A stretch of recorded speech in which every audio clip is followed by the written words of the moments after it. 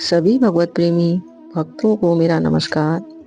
आज हम यज्ञ सीता स्वरूपा गोपियों के पूछने पर श्री राधा का श्री कृष्ण की प्रसन्नता के लिए एकादशी व्रत का अनुष्ठान बताना और उसके विधि नियम और महात्म के बारे में जानेंगे। तो आइए।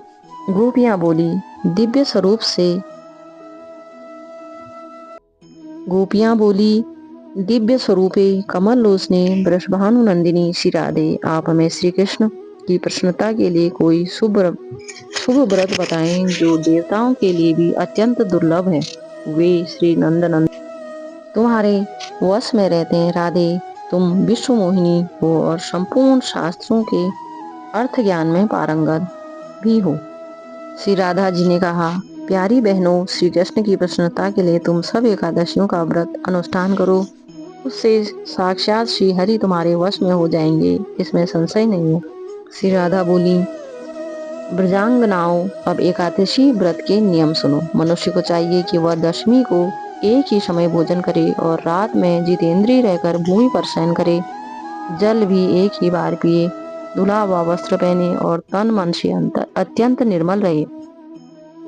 फिर ब्रह्म मुहूर्त में उठकर एकादशी को श्री हरि के चरणों में प्रणाम करें।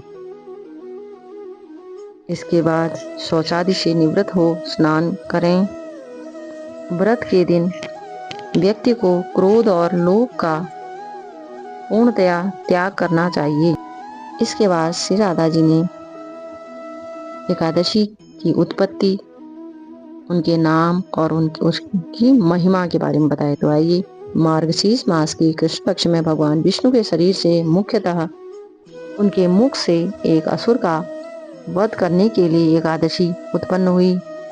अतः वह तिथि अन्य सब तिथियों से श्रेष्ठ है। प्रत्येक मास में पृथक पृथक एकादशी होती है, वही सब व्रतों में उत्तम है। तो आइए उनके नाम जानते हैं। मार्गशीर्ष कृष्ण एकादशी से आरंभ करके व्रत को कार्तिक शुक्ल एकादशी तक 24 एकादशी तिथियां होती हैं। उनके नाम उत्पन्ना, मोक्षा, सफला, पुत्रदा, षटतिला, जया, विजया, आमलकी, पाप मोचनी, कामदा, वरुथनी, मोहिनी, अपरा, निर्जला, योगिनी, देवसैनी, कामिनी, पवित्रा, अजा, पद्मा, इंदिरा, पापांकुशा, रमा तथा प्रबोधिनी। 2 एकादशी तिथियां मल मास की होती हैं। उन दोनों का नाम सर्व संपत प्रदा है। इस प्रकार जो एकादशी के 26 नामों का पाठ करता है वह भी वर्ष भर की द्वादशी अर्थात द्वादशी युक्त एकादशी तिथियों के व्रत का फल पा लेता है। जो दुर्बल व्यक्ति है, अगर वो नहीं कर सकता है तो वो इनका पाठ कर ले तो वही फल मिलता है जो एकादशी के उपवास से मिलता है। इसके बाद श्री राधा जी ने कहा कि हमें दशमी युक्त एकादशी कभी भी नहीं करनी चाहिए, वो त्याज्य होती है। और द्वादशी हमेशा द्वादशी को ही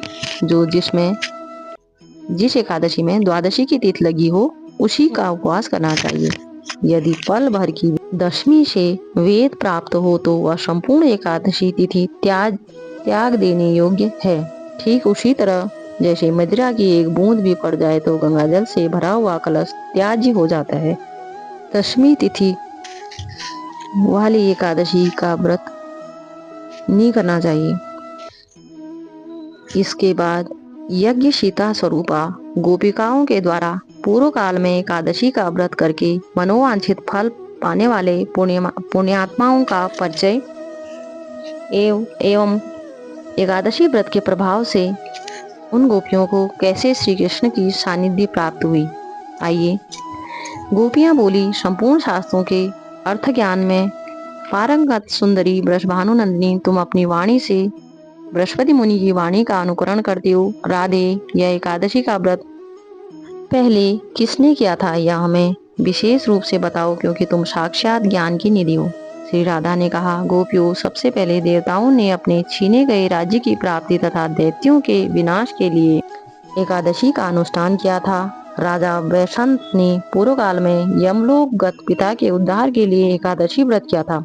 लुम्पक नाम के एक राजा को उसके पाप के कारण कुटुंबीजनों ने अकस्मात त्याग दिया था। लुम्पक ने भी एकादशी का व्रत किया और उसके प्रभाव से अपना खोया हुआ राज्य प्राप्त कर लिया। भद्रावती नगरी में पुत्रहीन राजा केतुमान ने संतों के कहने से एकादशी व्रत का अनुष्ठान किया और उन्हें पुत्र की प्राप्ति हो गई। एक ब्राह्मणी को देव पत्नियों ने एकादशी व्रत का पुण्य प्रदान किया, जिससे उस मानवी ने धन धान्य तथा स्वर्ग का सुख प्राप्त किया। पुष्पदंती और माल्यवान दोनों इंद्र के शाप से पिशाच भाव को प्राप्त हो गए थे। उन दोनों ने एकादशी का व्रत किया और उसके पुण्य प्रभाव से उन्हें पुनः गंधर्वत्व की प्राप्ति हो गई। पूर्व काल में श्री रामचंद्र जी ने समुद्र पर सेतु बांधने तथा रावण का वध करने के लिए एकादशी का व्रत किया था। प्रलय के अंत में उत्पन्न हुए आंवले के वृक्ष के नीचे बैठकर देवताओं ने सबके कल्याण के लिए एकादशी का व्रत किया था। पिता की आज्ञा से मेधावी ने एकादशी का व्रत किया, जिससे वे अप्सरा के साथ संपर्क के दोष से मुक्त हो निर्मल तेज से संपन्न हो गए। ललित नामक गंधर्व ने अपनी पत्नी के साथ ही शापवश राक्षस हो गए थे, किंतु एकादशी के व्रत के अनुष्ठान से उसने पुनः गंधर्वत्व प्राप्त कर लिया। एकादशी के व्रत से ही राजा मानधाता, सगर, कुकुत्स और महामती मुचकुंद पुण्यलोक को प्राप्त हुए। धुंधुमार आदि अन्य बहुत से राजाओं ने भी एकादशी व्रत के प्रभाव से ही सद्गति प्राप्त की तथा भगवान शंकर ब्रह्म कपाल से मुक्त हुए। राजा रुक्मांगद ने भी एकादशी का व्रत किया था और उसके प्रभाव से भूमंडल का राज्य भोग कर वे पूर्ववासियों सहित वैकुंठ लोक में पधारे थे।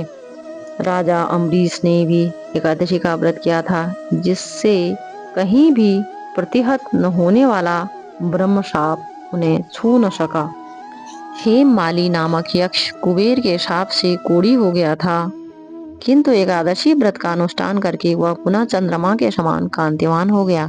राजा महीजित ने भी एकादशी का व्रत किया था, जिसके प्रभाव से सुंदर पुत्र प्राप्त कर वे स्वयं भी वैकुंठगामी हुए। राजा हरिश्चंद्र ने भी एकादशी का व्रत किया था, जिससे पृथ्वी का राज्य भोग कर वे अंत में पूर्ववासियों सहित वैकुंठ धाम को गए। पूर्व काल के सतयुग में राजा मुचुकुंद का दामाद शोभन भारतवर्ष में एकादशी का उपवास करके उसके पुण्य प्रभाव से देवताओं के साथ मंदराचल पर्वत पर चला गया। वह आज भी वहां अपनी रानी चंद्रभागा के साथ गोपियों एकादशी को संपूर्ण तिथियों की परमेश्वरी समझो, उसकी समानता करने वाली दूसरी कोई तिथि नहीं है। श्री नारद जी कहते हैं, राजन श्री राधा के मुख से इस प्रकार एकादशी की महिमा सुनकर यज्ञ सीता स्वरूपा गोपियों ने भी श्री कृष्ण दर्शन की लालसा से विधि पूर्वक एकादशी व्रत का अनुष्ठान किया। एकादशी व्रत से उत्पन्न हुए साक्षात भगवान श्री हरि ने मार्गशीर्ष मास में पूर्णिमा की रात को उन सबके साथ रास किया। बोलो भगवान श्री राधा कृष्ण की जय।